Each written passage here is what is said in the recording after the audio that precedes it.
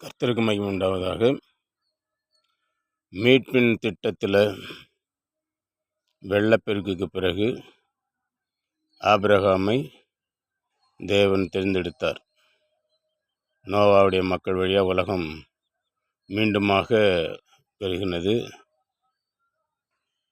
எல்லாரும் மீண்டும் பாவம் செய்ய ஆரம்பித்து உலகம் பூரா ஆண்டவர் கீழ்ப்படியாமல் இருக்கிற நேரத்தில் இந்த உலகத்திலே நல்ல மனுஷனாக ஆண்டவர் தேர்ந்தெடுத்தது, விசுவாசுக்கு தந்தையாக தேர்ந்தெடுத்தது ஆபிரகாமை தேர்ந்தெடுத்தார்.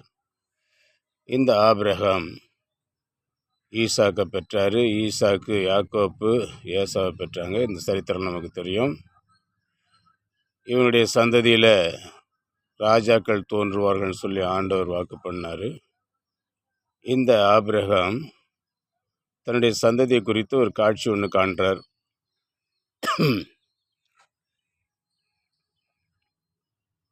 ஆபிரகாம் தன்னுடைய சந்ததியை குறித்து ஆண்டவரோட பேசும்பொழுது ஆண்டவர் சொல்கிறாரு, நீ ஒரு கிடாரியை எடுத்துக்கிட்டு வா, ஒரு ஆட்டுக்கடா எடுத்துன்னு வா, ஒரு புறாவை எடுத்துக்கிட்டு வா, பலி செலுத்து அப்படின்னு சொல்லி சொல்கிறாரு. அது அந்த நாள் வழக்கப்படி கிடாரி, அதாவது நம்ம சொல்லணும்னா பசுமாடு, கன்று போட்டால் பசுமாடு, அது கன்று போடாமல் இருக்கும்போது பேர் கிடாரின்னு சொல்லுவாங்க. அந்த கிடாரியை கொண்டு வந்து ஆபிரகாம் ரெண்டாக துண்டித்து ஒரு பாறை மேலே வச்சார். ஆட்டுக்கடாவையும் துண்டித்து அதே மாதிரி எதிராக ஒரு ஒரு இதை கட் பண்ணி ஒரு துண்டு வந்து இந்த பக்கம், ஒரு துண்டு அந்த பக்கமாக அப்படி ஆபிரகாம் வந்து வச்சார். பறவைகளை மட்டும் ரெண்டாக வெட்டாமல் அதை உயிரை போக்கி அந்த ரத்தத்தை சிந்தி அப்படியே வச்சுட்டார். எல்லாம் துண்டெல்லாம் விட்டு ஒன்றுக்கு ஒன்று எதிராக வச்சுட்ட போது சாயந்தரம் நேரம் ஆச்சு. ஆண்டவர் வந்தார். அவர் எப்படி வர்றாருன்னா, ஒரு விளக்கு போல ஒரு நெருப்பு அந்த வைக்கப்பட்ட துண்டங்கள் நடுவே அப்படியே உலா வருது. அதுக்கு என்ன அர்த்தம்னு கேட்டால், அந்த நாளில் இந்த மாதிரி உடன்படிக்கை பண்ணுவாங்களாம் மக்கள். ஒரு காளையோ ஆட்டையோ கட் பண்ணி தனித்தனியாக வச்சுட்டு பக்கத்தில் நடுவில் நடந்து போய் அவங்க வந்து சத்தியம் பண்ணுவாங்களாம். எந்த ஒரு காரியத்தை உடன்படிக்கை பண்ணும்போது, இது எந்த ஒரு காரியமாக இதில் வந்து இந்த நிலம் ஒன்றுது, இந்த வீடு ஒன்றுது இப்படின்னு சொல்லி உடன்படிக்கை செய்யும் பொழுது பத்திரம் எழுதுகிற மாதிரி அது ரத்த உடன்படிக்கை பண்ணியிருக்காங்க. அதே மெத்தடில் தான் ஆண்டவராகிய கடவுள் ஆபிரகாம்கிட்ட சொல்லி அந்த துண்டத்தின் நடுவே அப்படியே நடந்து வர்றார். ஆண்டவர் வந்து நெருப்பு போல் அப்படியே சுற்றி வந்து ஆபிரகாமுக்கு சொல்கிறாரு, இந்த தேசத்து ஜனங்கள், கானான் தேசத்து ஜனங்கள் அக்கிரமம் இன்னும் நிவர்த்தி ஆகலை, அதிகமாக ஆகலை, நிறைவு அடையலை. அந்த நாள் வரும்போது இவங்களை நான் துரத்துவேன். இந்த ஜனங்க ரொம்ப அக்கிரமம் பண்ணுறாங்க. அது நிறைவடைகிற வரைக்கும் ஜனங்க, பிள்ளைங்க, அப்போல்லாம் ஆபிரகாமுக்கு குழந்தை இல்லாத நேரத்தில் இப்படி ஒரு வாக்குத்தத்தம் கொடுக்குறார். ஜனங்க வந்து எகிப்தில் அந்நிய தேசத்தில் 430 வருஷம் அடிமையாக இருப்பாங்க. அதன் பிறகு நான் அவங்களுக்கு கொண்டு வருவேன் அப்படின்னு சொல்லி ஆண்டவர் சத்தியம் பண்ணி வாக்கு பண்ணுறார். அதன் பிறகு தான் ஈசாக்கு பிறந்தார். ஈசாக்கு வழியாக யாக்கோபு ஏசா பிறந்தாங்க. ஏசா பாவ சந்ததியாக போயிட்டான். யாக்கோபு ஆண்டவரால் முன்குறிக்கப்பட்ட ஒரு சந்ததியாக உருவெடுத்தான்.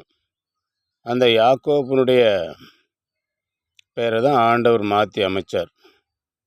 யாக்கோபை பற்றி நம்ம பேசணும், ஈசாக்கை பற்றி கொஞ்சம் பேசலாம். இப்போ இந்த ஈசாக்கு அவனுக்கு 40 வயது ஆகும்பொழுது தான் அவனுக்கு குழந்தை கிடைக்கிது. அவன் கல்யாணம் பண்ண பிறகு அதெல்லாம் நிறைய காரியங்கள் இடையில இருந்தாலும் உங்களுக்கு பிறகு தனித்தனியாக முதல்ல நேராக போயிடலாம். ஷார்ட்டில் போயிட்டு பிறகு தனித்தனியாக ஒரு பிட்டாக நாம் ஆண்டோடைய வேதத்தை பார்க்கலாம். இப்போ ஈசாக்குக்கு ரெபேக்காளை கல்யாணம் பண்ண பிறகு அவனுக்கு வந்து 40 வருஷம் குழந்தை இல்லாமல் இருந்துச்சு. ஆண்டவருடைய நாமத்துக்கு மகிமை உண்டாவதாக. ஆபிரகாம்கிட்ட ஆண்டவர் வாக்கு பண்ணார், உன் சந்ததியை வானத்து நட்சத்திரத்தை போல இருக்கும், கடற்கரை மணலை போல இருக்குன்னு சொல்லி ஆண்டவர் வாக்கு பண்ணியிருந்தார். அப்படி இருக்கும்போது பாருங்கள், ஆபிரகாமுக்கு 100 வயசில் குழந்தைய கொடுத்தார். அதுக்கு பிறகு இப்போ அவன் பையனுக்கு, ஆபிரகாமுடைய பையனுக்கு 40 வருஷம் குழந்தை இல்லை. அவன் ஜெபம் பண்ணான். அப்புறம் தான் ரெபெக்காளுக்கு குழந்தை வந்துச்சுன்னு சொல்லி பார்க்குறோம். ஆண்டவரால் தெரிந்து கொள்ளப்பட்டிருந்தாலும் இதிலிருந்து நமக்கு என்ன மெசேஜ், என்ன செய்தின்னா, தேவனால் நாம் தெரிந்து கொள்ளப்பட்டிருந்தாலும் அவரோடு கூட நாம் உறவாடணும், அவர் கூட பேசணும், அவர்கிட்ட தேவைகளை கேட்கணும் அப்படின்னு சொல்லிட்டு அவருடைய விருப்பமாக இருக்குதுன்றத நம்ம புதிய ஏற்பாட்டில் கூட பார்க்கலாம். ஆண்டவராக இயேசு கிறிஸ்து மனுஷனாக வந்தபோது கேளுங்கள் தரப்படும் என்ற வார்த்தையை அவர் யூஸ் பண்ணியிருக்கிறது காரணம், அப்போது சந்ததி அவர் வாக்கு பண்ணியிருக்கிறார்.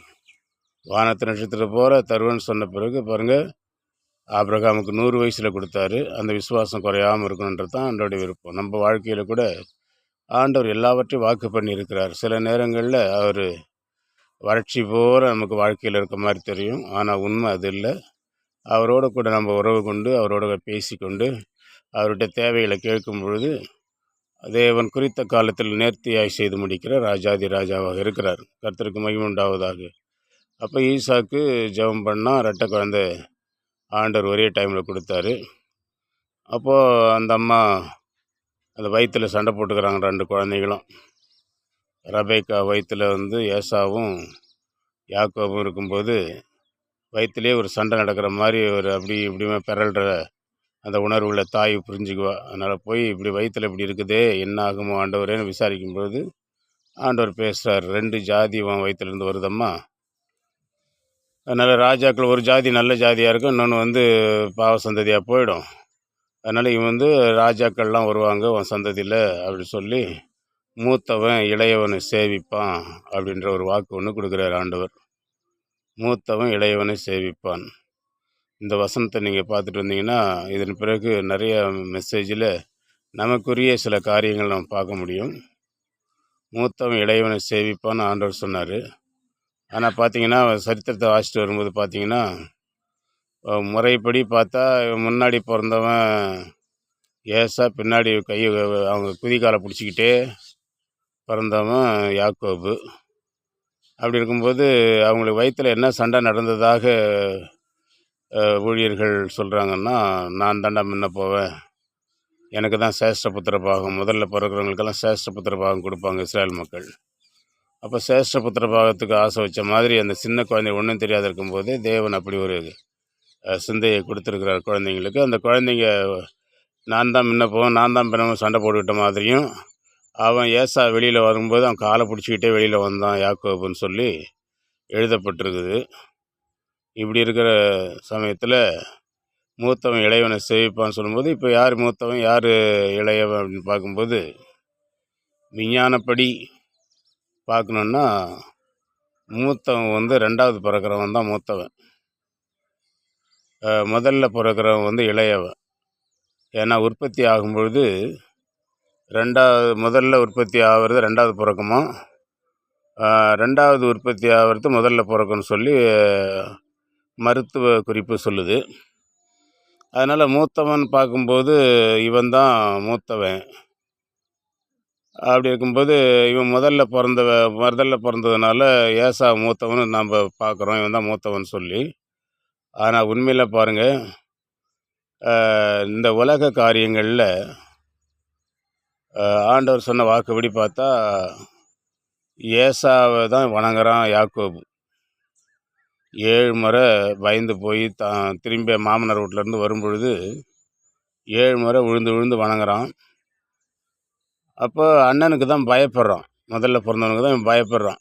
கர்த்தர் சொன்னபடி இவனுக்கு அவன் பயப்படல. இது எல்லாமே என்னன்னு பார்த்தா மாம்சத்தை பற்றி தேவன் எழுதலைன்னும் ஆவிக்குரிய காரியங்களை தான் பழைய ஏற்பாட்டிலேருந்தே ஆண்டவர் மென்ஷன் பண்ணியிருக்காரு, நம்மளால் கண்டுபிடிக்க முடியும். இவன் உலகத்தில் பார்த்தாக்கா மூத்தவன் இளையவனை சேவிப்பான்னு பார்த்தா கடைசியாக இவன் தான் யாக்கோபு தான் அவனை சேவிக்கிற மாதிரி பல காரியங்கள் பைபிளில் வாசிக்கிறோம். இப்போ ஆனால் ஆவிக்குரிய ஜீவியத்தில் பார்க்கும்பொழுது இவன் ஃபஸ்ட்டு யாக்கோபு தான் அதைத்தான் தேவன் சொல்லியிருக்காரு, முக்கியப்படுத்தியிருக்கிறாரு அப்படின்னு நம்மளால் கண்டுபிடிக்க முடியும். ஆண்டவருடைய நாமத்துக்கு மகிமை உண்டா. அப்படி இவர்கள் வந்து வளர்ந்து வந்தாங்க. அவன் பாவ சந்ததியாக போனான், ஏசா. இதில் இன்னொரு காரியமும் கொஞ்சம் சொல்லி பார்த்துடலான்னு நினைக்கிறேன். இவங்களுடைய வாழ்க்கையில் ஏசா சின்ன பையனாக இருக்கும்போது அவன் வனசஞ்சாரின்னு சொல்லி பைபிள் சொல்லுது. வனசஞ்சாரின்னா காட்டில் போய் வேட்டையாடுறவன். யாக்கோபை பற்றி சொல்லும்பொழுது அவன் அம்மா முந்தானி பிடிச்சிட்டு சுற்றுறவனாக இருக்கிறான். அவன் கூடாரவாசியும் குணசாலியும் சொல்லி அவனை பற்றிய குறிப்பு வேதாகமத்தில் சொல்லப்படுது. அதனால் வந்து இவன் கூடாரவாசியும் குணசாலியுமா அம்மா முந்தானி பிடிச்சிட்டு அலைஞ்சிட்டு இருந்தான். அவன் போய் வேட்டையாடிட்டு வந்தான். இவங்க கர்ப்பத்தில் இருக்கும் பொழுதே இதெல்லாம் பைபிளில் இல்லாத நான் சில கற்பனையாக சொல்கிறேன். கற்பனைன்னா அநேகமாக அது பைபிளில் எழுதப்படலை.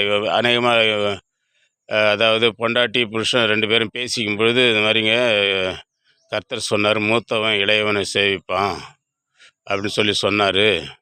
அதனால் இவனை பார்க்கும்போது அவன் வளர்ந்து வரும்போது அவன் துஷ்டனாக வளர்ந்து வரான். பெரியவன், அதாவது முறைப்படி பிறந்த பெரியவன் ஏசா வந்து துஷ்டனாக வளர்ந்து வரான். அதனால அது ரபேக்காளுக்கு கொஞ்சம் மனசு கஷ்டமாக இருக்கிறதுனால புருஷனோட பேசியிருக்கிறா. இது மாதிரி அவனுக்கு சேஷ்டபுத்திர பாகத்தை கொடுக்கக்கூடாதுங்க, கடவுள் சொன்னார் மூத்தன் இளைவன் தான் சேவிப்பான் அப்படின்னு சொல்லி சொன்னார். அதனால் இவனுக்கு தாங்க கொடுக்கணும்னு இவங்களுக்குள்ள பேச்சுவார்த்தை நடந்திருக்கணும். ஆனால் அவர் ஒரே பிடிவாதம் ஈசாக்கு. நம்ம பாட்டங்காலத்துலேருந்து மூத்தவனுக்கு தான் சேஷ்டபுத்திர பாகத்தை நீ நடி இப்படி சொல்கிறேன்னு இவங்களுக்குள்ள வாக்குவாதம் நடந்திருக்கணும்னு நான் நினைக்கிறேன். பைபிளில் அந்த குறிப்பு இல்லை. எப்படி இதை சொல்கிறேன்னா, இவருக்கு கண்ணு தெரியாத போயிடுது. அந்த சேஷ்டபுத்திர பாகம் கொடுக்குற காலத்தில் ஈசாக்குக்கு கண்ணு தெரியாத போகுது. ஒரு சமயம் கண்ணு தெரிஞ்சு இருந்தால் யார் ஆசீர்வதிப்பான்னு நினைக்கிறீங்க? ஈசா கண்டிப்பாக மூத்தவனை தான், ஏசாவை தான் ஆசீர்வதிச்சிருப்பார். அது தேவனுடைய திட்டம் இல்லை. எவ்வளோதான் வாக்குத்தத்தத்தின் மனுஷனாக இருந்தாலும், எவ்வளோதான் ஆண்டவருக்கு கீழ்ப்படுகிற பிள்ளைகளாக இருந்தாலும், ஆண்டவரால் வாக்கு பண்ணப்பட்ட பிள்ளையாக இருந்தாலும், ஆண்டவருக்கு கீழ்ப்படியலைன்னா, அவர் சொல்கிற சொல்லு கீழ்ப்படியலைன்னா அவர் வந்து கண்ணையும் தெரியாத வைப்பார், வாயும் பேச விடாத பண்ணுவார். ஏன்னு கேட்டால் புருஷன் பொண்டாட்டி வழியாக மனைவி வழியாக கர்த்தர் சொன்னது ஈசாக்கு ஏற்றுக்கலை. அதனால் ஆண்டவர் வந்து அவனுடைய கண்ணு தெரியாத போனதுக்கு ரீசன் இதுதான் நான் நினைக்கிறேன். ஏன்னு கேட்டால் கண்ணு தெரிஞ்சிருந்தால் அவன் வந்து மூத்தவனை தான் ஆசீர்வதிச்சிருப்பான். கண்ணு தெரியாத போனவுடனே இப்போ அந்த இடத்துல ஒரு ஆள் மாறாட்டம் நடக்கிறது நமக்கு எல்லாருக்கும் தெரியும், பைபிள் படித்தவங்களுக்கெல்லாம். அப்போ ஆள் மாறாட்டம் நடந்தது. அதனால் ஆசீர்வாதத்தை இவன் பெற்றுக்கொண்டான், சின்னவன் பெற்றுக்கொண்டான். அது தேவனுடைய திட்டமாக இருந்தது. தேவன் திட்டம், அவருடைய திட்டம் வந்து இப்படியே மாற்றப்பட்டது. ஆண்டவருடைய பிள்ளைகளே, நாம் இதிலிருந்து தெரிஞ்சுக்கிறது என்னென்னா, நாம் தேவன் நமக்கு வாக்கு பண்ணியிருந்தாலும், நம்மளை அவர் தெரிந்தெடுத்திருந்தாலும், கடைசி வரைக்கும் நிலைச்சிருக்கிறவனே ரட்சிக்கப்படுவான்ற வார்த்தையின்படி நாம் எப்பொழுதும் இன்றைக்கு நேத்தியை வச்சு இன்றைக்கி கணக்கு போட முடியாது, இன்றைக்கி வச்சு நாளைக்கு கணக்கு போட முடியாது. போன வருஷம் ஆண்டவர் செஞ்ச அற்புதத்தை வச்சுக்கிட்டு நம்ம வாழ்ந்துட முடியாது. அன்னன்னைக்கு புதுசாக ஆவியானவர் நம்மளை நடத்துகிறார்ன்றது தான் உண்மை. இன்றைக்கு தேவனுடைய திருவிழம் எதுவோ அது கீழ்ப்படியணுன்றது இந்த செய்தி வழியாக மீண்டும் அடுத்ததிலிருந்து நம்ம பார்க்கலாம். கர்த்தர் உங்களை ஆசீர்வதிப்பாராக. கர்த்தருக்கு ஸ்தோத்திரம். அல்லேலூயா.